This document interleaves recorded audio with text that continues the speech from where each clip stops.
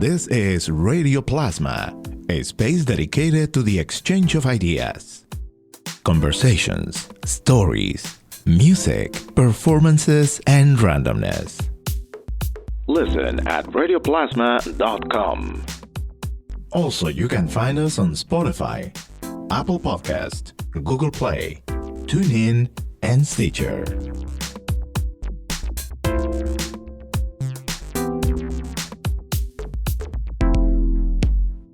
So here we are with Carmen Callender, and we are going to be talking a little bit about what it has been the creation of her latest music song.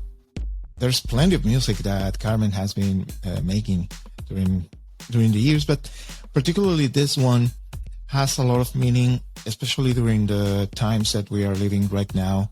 Yeah. And after 2 years of having to deal with the pandemic, it brings even more value to appreciating life and all the struggles that come with it as well. So Carmen, thank you so much for being here with us, and let's start with getting to know more about you. Thank you for having me. This is an extreme gift, and it's my honor and privilege to be here with you, Johan. Like you said, I'm Carmen. I am a lifelong resident of Springfield, Massachusetts, born and raised, and I am an educator currently in Springfield. I'm an art teacher, and I have been in this position for the last 14 years. I know I look young. I know I look like I'm 20, but I'm not. So I've been an art educator and a chorus director for 14 years in Springfield. And it's my joy to be with young people to help shape the future in that way. But my whole life, I've just been a maker of all kinds of ways, from dancing, singing, writing songs, an artist, a visual artist. As you can see, I'm in a studio. There's an easel behind me and a drafting table. And visual art is my profession, but music is my passion. So that's who I am in a nutshell. I'm a mother, a wife, and I wear many hats because I've just been blessed to be quite an eclectic person, so to speak. How music became one of the many ways that you express and that you share the kindness of who you are? I actually used to write songs as a little girl, and I loved music my whole life. You know, I think you as well probably agree, right? Like music was the heartbeat of keeping just your soul alive and your joy in times that weren't always happy, or something to connect to, even when you're not. And I really used to write music for myself as a student to get through school, actually to pass tests. I would write songs to memorize like my notes, and that's how it started. So I would remember my notes from like a little song I made, and I would get an A on the test. And then that turned into like writing songs about life and what I was feeling in the moment. And then in college, I was pushed out to perform by, I went to Springfield College. Are you surprised? It's a lifelong resident of Springfield. I was pushed to perform by the head of multicultural affairs. He saw something in me I didn't know that I had. I loved to sing as a little girl, sang in choirs as a kid at my church, as a teenager growing up.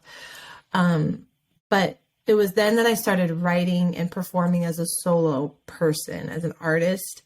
I had taught myself a few Alicia Keys songs by ear in high school, and he caught wind of that. So my freshman year of college, he pushed me out. His name was John Wilson. He passed away a few years ago, but he was a huge piece to this puzzle of pushing me forward in a lot of uncomfortable situations. And from there, I've just never stopped writing and leading choirs or leading worship at church and soloing. And it's just kind of been an evolving process to where I am today.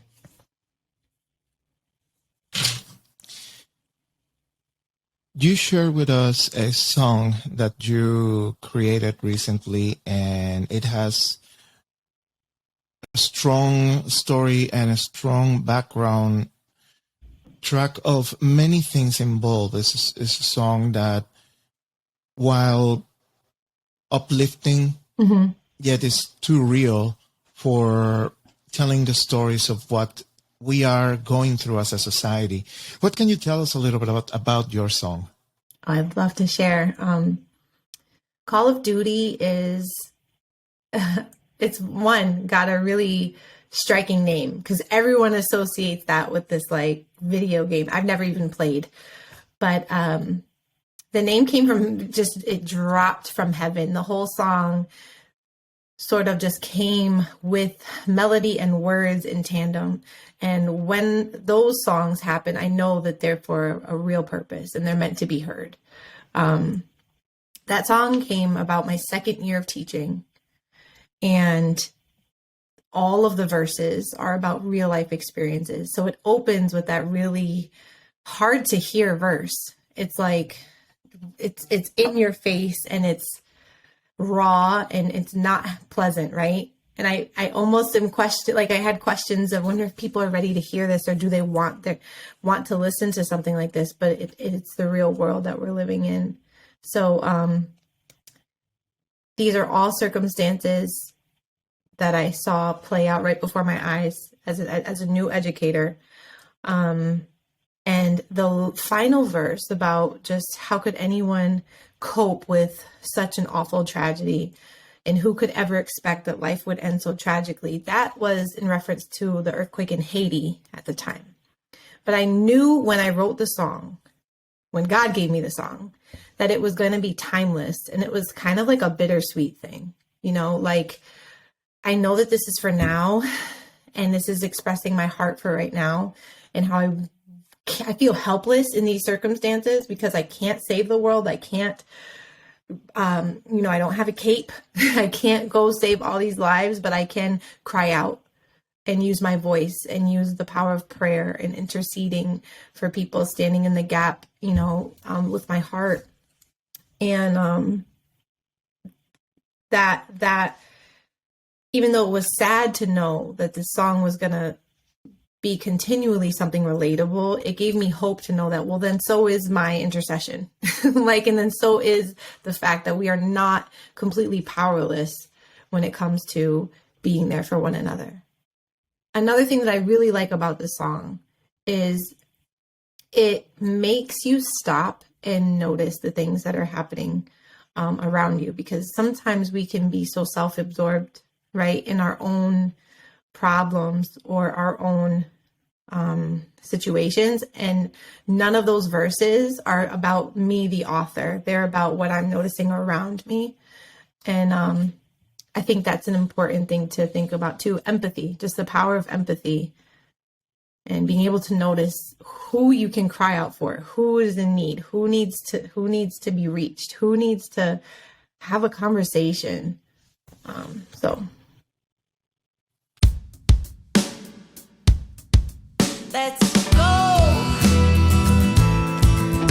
This is why we're here. This is why we're here.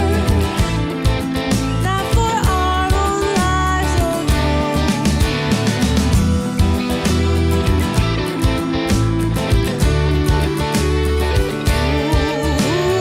Just yesterday, a child tried to take his life.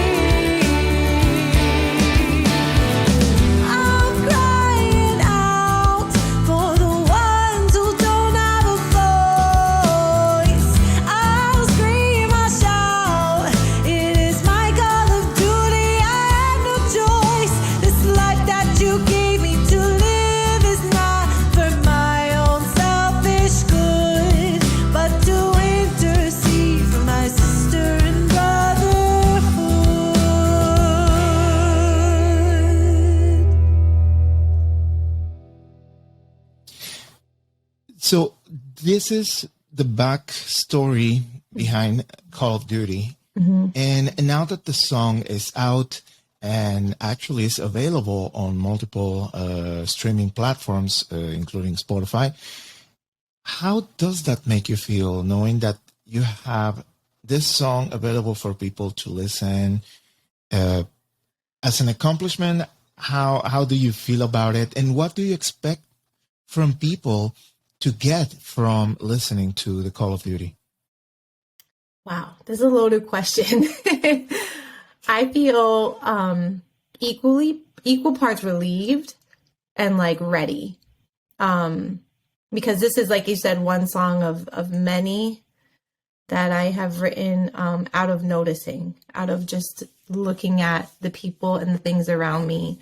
And I honestly, as a songwriter, my music is about one of two things: either communicating with God or communicating with God's people and relating to them and telling my story in a connection, you know. So I'm relieved because it was scary for me to do this completely on my own. You know, I don't have a marketing team. I'm in the process of rebuilding a band. You know, it's not like I have no management of any kind. Of course, I'm an independent artist and brand new. So there's that, like, I feel so new at it, but at the same time, I've been writing for over 15 years. So I kind of feel I'm ready. You know, I feel ready. And then what I hope people get from it is that reminder to stop, notice, and pray. Like, stop what you're doing, look around you, look at the good, look at the not good, and open your mouth and say something.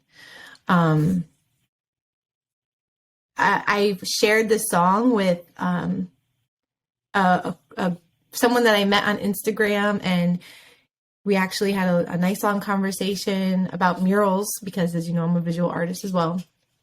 And I'm in a season of making murals and music. That's what my jam is at the moment. And he listened to the song. His name is Brian Peterson. He's out in Santa Ana, California. He's a really well-established muralist. And he said that this song was like an anthem for intercessors and for prayer warriors. And that made me feel quite like, wow, I'm so happy I pushed it out, because, you know, God gave me this song, but it's not just for me. So I feel like I needed to share it. I feel bad for waiting so long, but now I'm ready to continue sharing.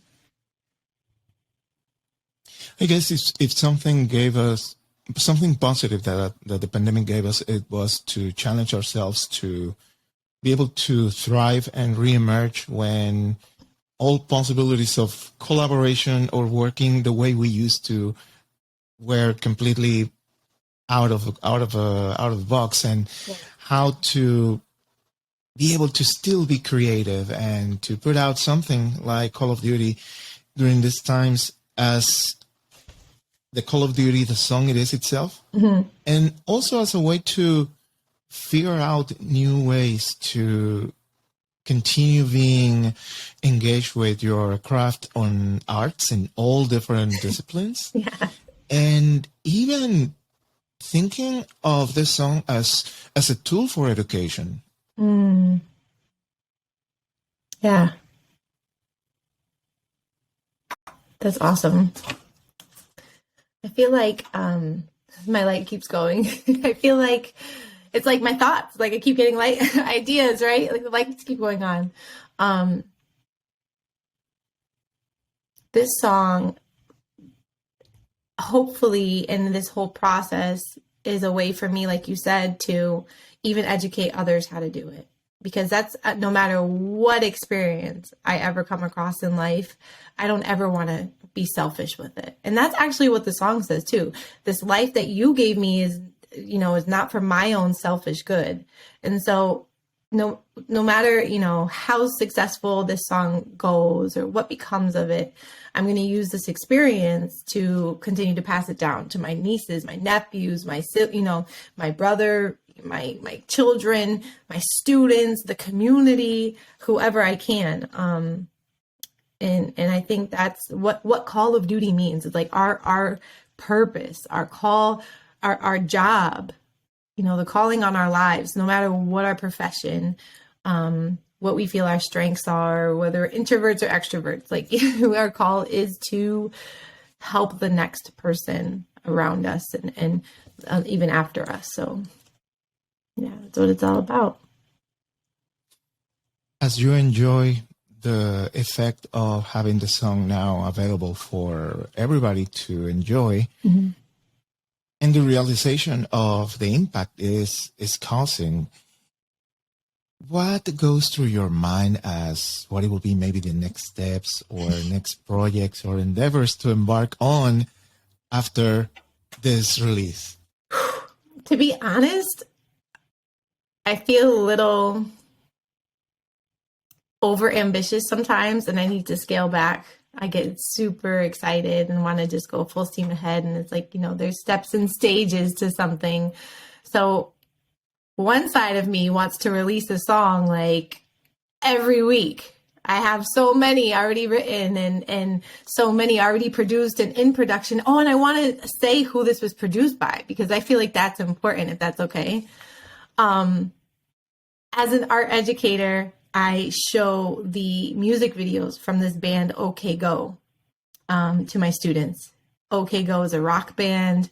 They're known all around the world. It's 4 guys, and their music videos, if you haven't seen them on YouTube, are extremely precise, and they involve a lot of science, technology, engineering, art, math, teamwork, collaboration, planning, and they take them all in one shot, one take.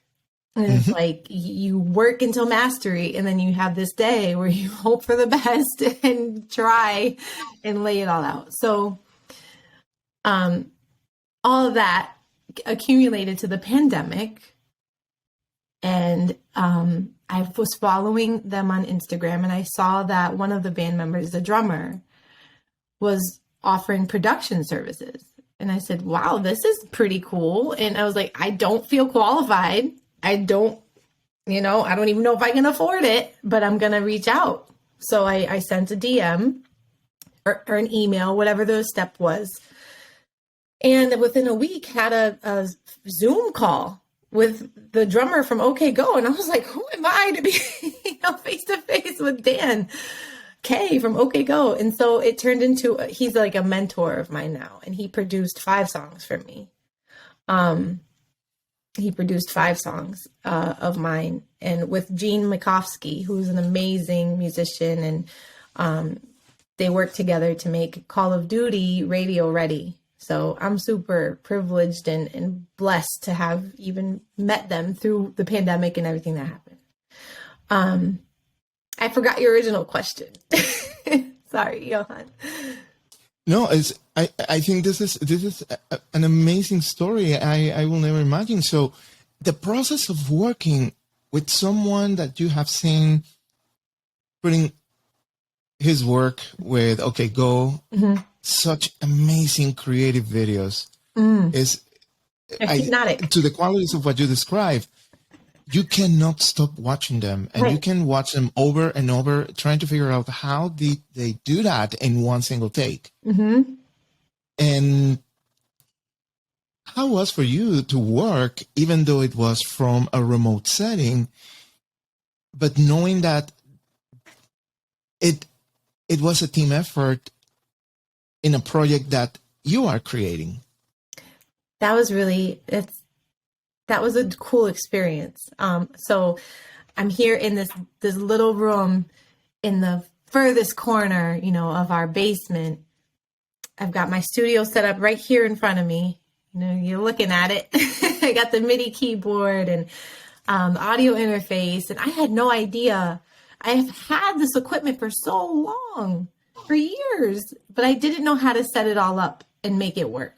And so for a very long time, I've just been a frustrated songwriter with like the pieces, but not the connections, not the know-how to make the connections and to make this into something, without having to pay studio fees and go to a studio, which I also just don't have the time to do with my schedule and my career, my family.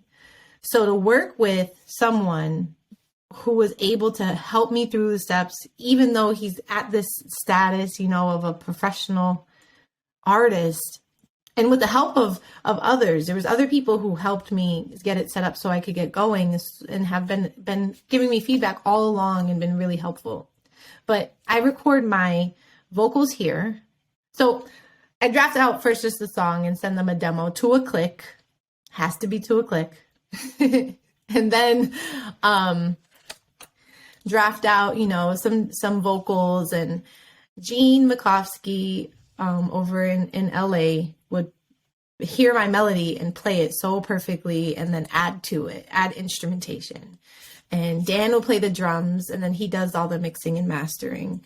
And we're back and forth through emails and Zoom calls and different time zones, but it's been really, really cool. It's sort of surreal how connected you can be, even with different, being on different sides of the country. It's quite fascinating.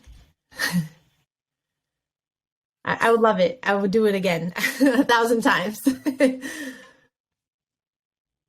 And I think this, as a new experience that you acquire making this collaborative work, could be something new that you can add for knowledge to share with your students, especially knowing how much many of the youth today are engaged with creating their own different pieces of mediums and ways to express through music, poetry, animation, drawing, painting, and using multimedia, social media, and digital devices for that. So I guess that's more power and knowledge for you to share with your students. Exactly. More experience to share. I love it.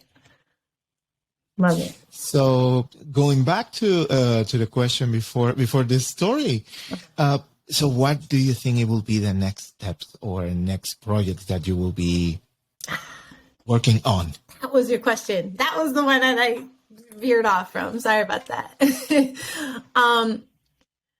I currently have enough songs right now to produce at least 4 albums. And that's like a 12-song album, average, 8 to 12 song album. So now I have some decisions to make. Do I want to release full albums? Do I want to maybe instead do EPs or keep doing singles? Like I said, I'm kind of independent right now with all of this, and it's really new, uncharted waters for me. But I have songs that are, like I said before, very direct in talking to or about God. And then other songs that are more about like life. Like I have ones that I've written about being rejected. I have a song that I wrote during the pandemic called Time is Precious. And it is like, it's kind of about the dichotomy of feeling grateful for that time home with my family, but also I felt kind of bad being grateful for it because it was such a horrible experience with so much loss in the world and fear and all this stuff. So like, that whole thing, but the perspective at the end, what it gave me is just that time is precious. Like I'm watching my kids grow up before my eyes, and I'm also seeing all that's happening in the world, and time is just evaporating. So there's that music like that. It's just the real world. I wrote a song in a season of loss, personal loss, that talks about this just being the chapter of my story. It's not my whole story, right? And so I think I want to combine these two themes so that when people, if they're getting an EP or an album, they're getting a mixture of both. They're getting some of that life music, and then they're also getting some of that inspiration and hearing me just talk to, my Father in heaven. So that's kind of what I'm hoping for. And I have an eclectic style, by the way, if you can't tell. It's gospel, soul, rock. There's some pop sounding songs. I love electronic vibes. I love electronic music and funk and jazz and Latin. So for sure, the plan is to keep you guessing. So right now, Call of Duty is available for listening on multiple streaming platforms. Being the main ones, I will say, between Spotify and YouTube. And of course, links for them available in the posting of this conversation. Well, thanks. Anything else that you would like to add?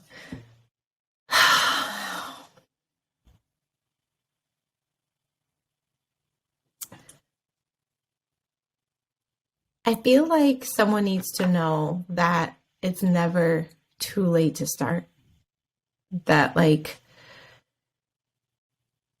you may have been sitting on like a hope or a pile of hopes or dreams, for most of your life, and you're thinking, well, look, now here I am, X many years old, or that I'm in this career instead of that path, but there's something to be said for being willing to take the risk, right? Even if you are the underdog. And I think a lot of times, especially now, it seems like the underdogs have a little bit more of an edge because like I'm already, what do I have to lose? Like, what do I have to lose? Like, if it doesn't work out, it doesn't work out, but at least I've tried. So I want to remind whoever's listening today that might have felt like, I had dreams to write a book or open a business or do whatever, and you let it go, but technically you didn't. It's still lingering. It's still in there, in the mind, in the cobwebs. Bring it forth and just give it a shot. And of course, live with integrity and authenticity. When I spent most of my life trying to fit myself into other people's expectations of me, I was never truly happy. And I was never even truly successful. It might have looked like I was successful, but I always knew like I could be doing more than even that, So now that I'm okay with being my strange mural and music making self, it's not a popular thing. I've never seen another musical muralist, but I'm accepting of who I am and the fact that it's not a cookie cutter image, and that's okay. I'm proud of being me. So now I can be me freely and just like let it all out.